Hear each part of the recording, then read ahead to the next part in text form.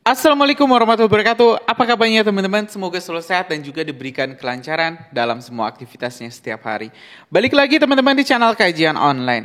Sidang terbaru Hasto Kristianto Sekjen PDIP masih berlanjut. Keputusan hakim pun masih ditahan-tahan. Netizen Indonesia sudah penasaran bagaimana akhir dari nasib Sekjen PDIP yang disebut-sebut akan divonis teman-teman hingga 7 tahun penjara. Hari ini teman-teman kita mendapatkan sebuah informasi terbaru di ruangan persidangan di mana terjadi perdebatan sengit antara Magdir Ismail, tim kuasa hukum Hasto Kristianto dengan salah seorang saksi ahli. Di mana di sini Magdir Ismail, salah seorang pengacara Hasto itu menyebut kesaksian-kesaksian dari saksi ahli ini mengada-ngada dan seperti anak kecil. Nah, teman-teman, permasalahannya di sini kesaksian ini disampaikan oleh seorang ahli. Salah satu kalau kemarin juga ada ahli bahasa dari Universitas Indonesia. Kalau kesaksiannya memberatkan Pak Hasto, memang ini para pengacara-pengacara dari Hasto Kristianto menyebut saksi itu underkompeten. Saksi itu tidak mempunyai kapasitas. Disebut saksi ini ya bla bla bla, kurang berpendidikan, kurang memahami apa yang diungkapkan. Tapi kalau misalnya saksi yang didatangkan oleh pengacara Hasto seperti Ibu Tio, Kusnadi, disebut-sebut itu adalah kesaksian yang nyata. Nah kan semua itu bukan diputuskan oleh pengacara ataupun jaksa KPK, tapi hakim yang akan memutuskan. Nah hari ini kita bakal tengok teman-teman bagaimana sengitnya perdebatan antara kuasa hukum Hasto Kristianto dengan saksi terkait ya ini sidang Hasto dugaan keterlibatan Hasto dalam kasus Harun Masiku. Tanpa panjang lebar, kita simak video selengkapnya. Rangkaian inti hanya terkait dengan itu ya. Jadi bahwa itu otentik ya. Isinya apa saudara nggak tahu. Ya. Kaitannya dengan perkara apa saudara juga nggak tahu. Tidak, Pak. Nggak tahu juga. Baik. Yes. Kemudian begini. Ini tadi saudara sudah atas pertanyaan penuntut umum, saudara ditanya tentang flash disk yang saudara terima dari Rizky Aprilia. Betul ya? Betul seperti itu ya? Betul, Pak. Nah, pertanyaan saya begini. Saudara tahu atau tidak bagaimana proses ya dari pemindahan isi dari handphone saudara Rizky Aprilia ini ke dalam flash disk? Kita tidak tahu, Pak. Tidak tahu. Tidak tahu.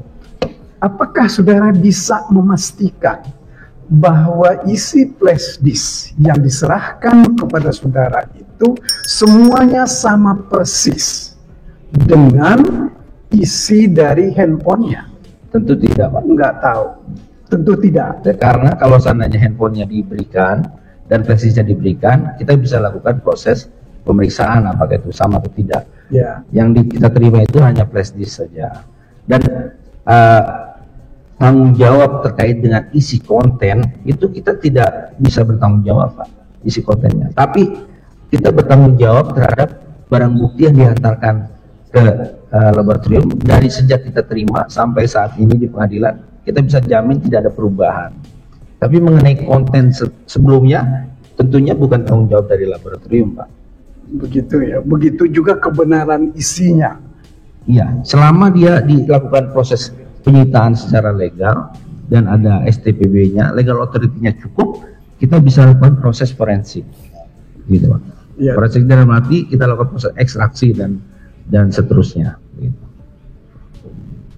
Jadi validitasnya saudara nggak bisa lihat apa yang diterima dari Rizky Aprilia.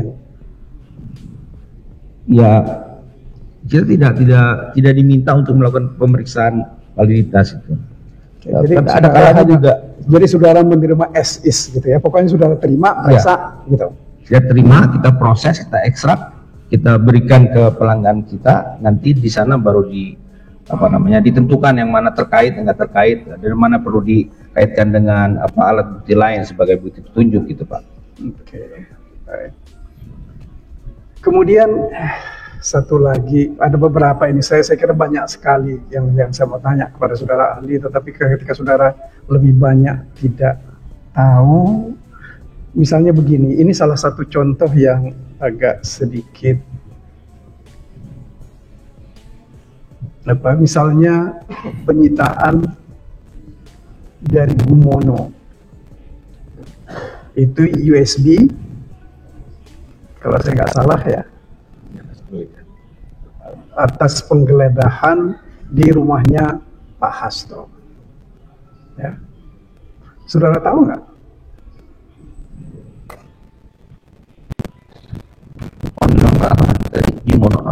Jadi ini ada satu penyitaan, berita acara penyitaan di dalam BAP saudara itu ada dari Pak Gumono. Beliau ini disita itu di rumahnya Pak Hasto. Itu adalah USB kamera. Ya. Nah, pertanyaannya adalah, apakah saudara diminta untuk memeriksa USB kamera ini isinya apa? Jadi barang bukti elektronik tadi yang USB kamera dihantarkan ke kita, lalu kita proses secara forensik gitu Pak. Dia nggak minta isinya apa, intinya kita proses secara forensik, data yang tersimpan dalam perangkat tersebut kita keluarkan dengan metodologi forensik, lalu hasil kontennya bisa kita berikan kepada pelanggan. Seperti itu aja Pak. Enggak, karena ini kan bikin geger saudara ahli ya. Ini ada USB kamera ya, yang ditanya kepada semua orang yang ada di rumah itu nggak pernah ada yang tahu ya punya siapa itu, makanya saya tanya. Nomor 21.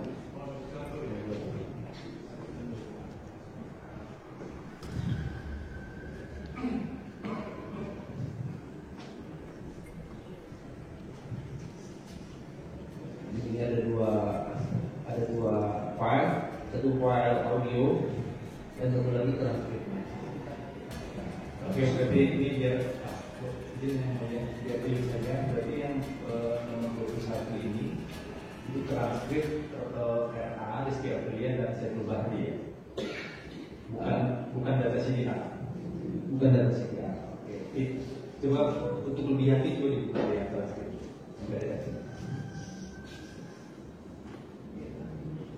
Oke, confirm ya, transkrip yang tidak menunjukkan lokasi BTS atau CDR handphone tertentu ya, saudara ahli. Oke. 5. 25 tadi sudah kita 25 sudah ada voice itu voice. Ini penegasan terakhir ya, karena kita sudah sama-sama lihat. Berarti dari 45 yang saudara terima di tim saudara kemudian dilakukan digital forensik, tidak ada salah satu di antaranya yang berupa data CDR. Tidak ada data CDR. Ini penegasan terakhir. Bisa dikatakan bahwa data CDR itu tidak melalui proses audit digital forensik di unit yang saudara tunjuk. Ya, saya tidak terima. Oke, terima kasih. Maaf yang mulia, tetap berikan catatan karena data tentang CDR itu kan termasuk data-data elektronik yang seharusnya diforensik oleh saksi. Tapi ternyata tidak ada data CDR, sehingga mohon jadi catatan di dalam sidang. Terima kasih. Tapi sebenarnya sudah masukkan forensik, cuma tidak dapat ditampilkan di sini aja. Itu maksudnya. Ya, begini yang mulia. Ini kan hasil forensiknya kebetulan nggak bisa ditampilkan ya. Nggak bisa yang mulia. Coba kita perhatikan. Sampai saya S3 linguistik. Baik, tetapi saudara ini sekarang dihadirkan untuk perkara pidana, bukan untuk mengajar di SMA. Betul Ya, betul ya. Saya jelaskan bahasa untuk hakim yang akan memutuskan. Jadi Bapak tidak perlu nasihati saya, harusnya Bapak baca buku ini. Saya bukan ngomong saya menasihati saudara supaya meluruskan pikiran saudara. Ya. Karena akibat dari keterangan saudara itu bisa mencelakai orang, meskipun bisa juga membebaskan orang. Ya. Oke. Selanjutnya yang saya mau tanya kepada saudara ahli, karena saudara tidak membaca beberapa buku. Misalnya, saudara pernah melakukan penelitian secara baik atau tidak? Bagaimana dalam bahasa dalam kriminal, the language of crime? Saya tidak meneliti bahasa yang khusus mengenai kriminal, tetapi yang saya bimbing atau yang saya tulis itu berkaitan dengan linguistik forensiknya. Kalau saya tanya lagi yang lain, misalnya mengenai the language of statutes, enggak juga. Ya, itu bukan bidang saya. Oke. Saudara, saya mulai tanya kepada saudara sesuai dengan apa yang saudara sudah terangkan tadi ya. Ketika kepada saudara tadi ditunjukkan dan diperiksa oleh penyidik ya, yang namanya Rosa Purbobakti ya, terkait dengan komunikasi dan juga bahkan saudara ahli diberi semacam ringkasan ya, cerita tentang masalah yang hendak ditanyakan kepada saudara. Betul begitu ya. Jadi ada ringkasan kasus, tanggal poin itu sambil dijelaskan secara lisan. Saudara baca itu ya? Baca, sambil saya baca lalu dijelaskan. Nah, pertanyaan saya begini, apakah kepada saudara ahli juga dijelaskan oleh penyidik, Bapak ahli bahasa, ya, ini sudah ada putusan pengadilan 2 perkara terkait dengan ini? Tidak sama sekali. Hanya terbatas pada apa yang ada di BAP.